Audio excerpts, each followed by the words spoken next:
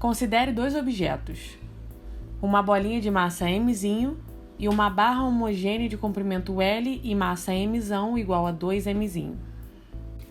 Os dois corpos estão livres para se movimentar sobre uma mesa horizontal cuja superfície é lisa, ou seja, a força de atrito é desprezível, assim como a resistência do ar. Inicialmente, a barra se encontra em repouso apoiada sobre a mesa, enquanto a bolinha se movimenta na direção perpendicular à barra. Em um determinado instante, a bolinha colide com a extremidade inferior da barra, ficando nela grudada. Pense na seguinte pergunta: uma vez que os corpos estão livres, ou seja, não há pontos fixos, após a colisão da bolinha com a barra, como será o movimento do sistema? Para responder essa pergunta, devemos primeiro entender que já estamos tratando de uma colisão na qual os corpos ficarão grudados. O sistema bolinha-barra será um corpo rígido após a colisão. O movimento de um corpo rígido pode ser descrito como a composição dos movimentos de translação do centro de massa com a rotação do corpo rígido em torno do centro de massa do sistema. O centro de massa de um sistema é o ponto que se move como uma partícula, com a massa total do sistema sujeito a resultante das forças externas que atuam nesse sistema. Quando analisamos o sistema bolinha-barra, lembramos que não há atrito entre o sistema e a superfície horizontal sobre a qual o sistema está apoiado e que as forças peso e normal irão se anular. A partir daí, faremos uma análise de cada um dos movimentos de translação e de rotação, bem como suas consequências. No movimento de translação, a resultante das forças externas será nula, de modo que há conservação do momento linear. Portanto, o momento linear inicial será igual ao momento linear final.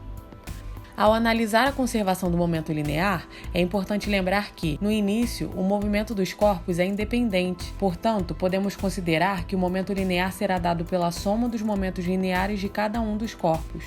Já após a colisão, podemos considerar que o momento linear do sistema será o momento linear do corpo rígido, que está concentrado no centro de massa. Como a barra estava em repouso antes da colisão, a velocidade da barra é igual a zero. Concluímos que a velocidade de translação do conjunto é 3 vezes menor que a velocidade inicial da bolinha. Faremos agora uma análise sobre o movimento de rotação do sistema. É importante lembrar que o movimento de rotação é sempre em torno de um ponto.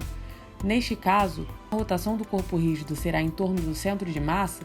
Estamos tratando de uma situação na qual o torque resultante é nulo, de modo que há conservação do momento angular, ou seja, o torque resultante externo é igual à variação do momento angular pelo tempo, que é zero.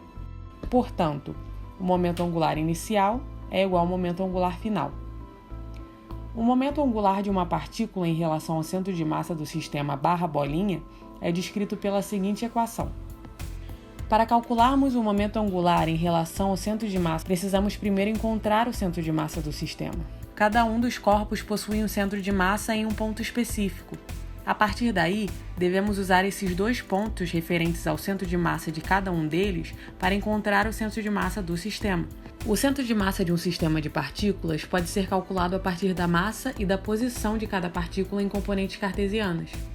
No instante em que a bolinha gruda na barra, podemos aproximar essa situação para o caso unidimensional, onde a origem do sistema de coordenadas cartesianas será considerado no ponto de colisão entre a barra e a bolinha, de modo que a posição da bolinha no eixo y é igual a zero.